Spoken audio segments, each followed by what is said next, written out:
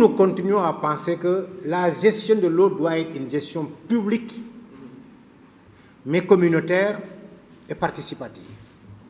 Qu'est-ce qu'on appelle une gestion publique, communautaire et participative? C'est-à-dire que c'est l'État qui doit gérer l'eau, mais en confiant cette gestion-là ou en impliquant dans cette gestion-là les collectivités territoriales et les populations. Vous allez dans certaines villes de l'Europe, c'est les maires et leurs populations qui gèrent l'eau, qui fixent le prix du mètre cube, qui collectent des jeunes qui font, par exemple, les relevés des compteurs, qui peuvent être des jeunes des quartiers, des jeunes de la commune, ce qui crée de l'emploi dans l'espace communal. Et là aussi, on se connaît. Ça veut dire donc que la gestion par responsabilisation communautaire et communale, pour nous, demeure la meilleure gestion.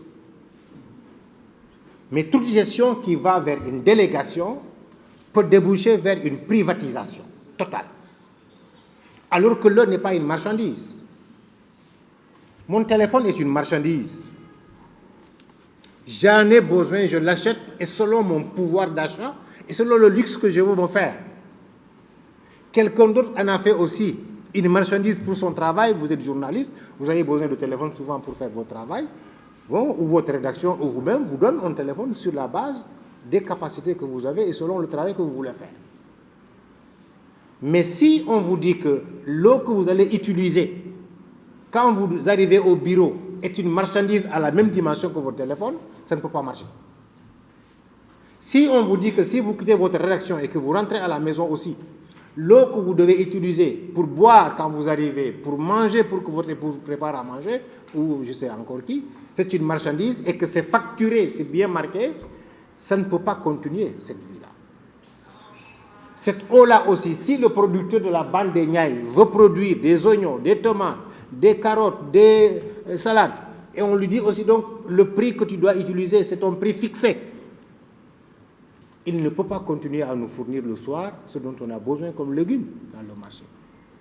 Par contre, quand l'État supporte, contrôle, régule et gère, tout en nous indiquant, tout en nous éduquant aussi pour que nous évitions le gaspillage d'eau. Les Sénégalais font partie des peuples qui gaspillent plus l'eau. C'est les Sénégalais que vous voyez, même pour faire les ablutions,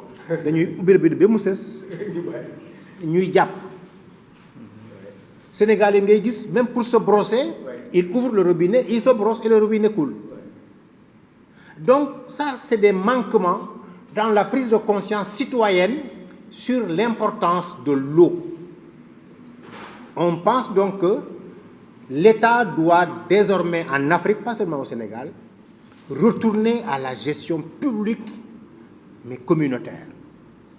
Vous allez à Marseille, vous allez à Bordeaux. Suez a été à Bordeaux. Hein? Et un jour, le conseil municipal de Bordeaux s'est réuni et a dit au maire, si Suez reste encore ici une nuit, vous quittez la mairie. Et le conseil était donc obligé de convoquer Suez et lui dire quitte.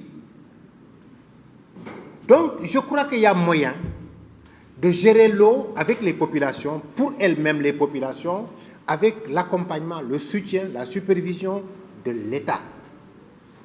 Mais quand l'État se désengage dans l'eau, dans la santé, dans l'éducation, dans la consommation des denrées de première nécessité, la vie devient impossible. Parce que tout ce qui fait la vie devient alors une marchandise. Mais tout peut devenir une marchandise, sauf l'eau. Je rappelle que quand la vie commence, elle commence avec l'eau.